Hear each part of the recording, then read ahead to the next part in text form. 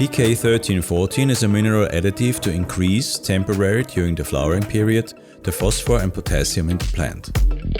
Shake the bottle well before each use. Look at the recommended dose. PK1314 is used in the generative phase 2. In this case, we have a 5-liter container, so we add 7.5 ml of PK1314. For this small amount of liquid, we use a pipette to measure. Be sure that the water is at room temperature between 18 to 22 degrees Celsius. Stir well with a plastic stick. Now, the nutrient solution is ready for watering the plant. In our sample, we are watering an orange tree with 11 liters of soil.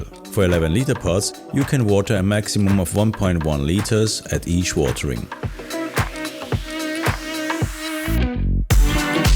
You will find further information on how to grow your plants in our leaflets, grow schedules and on our website.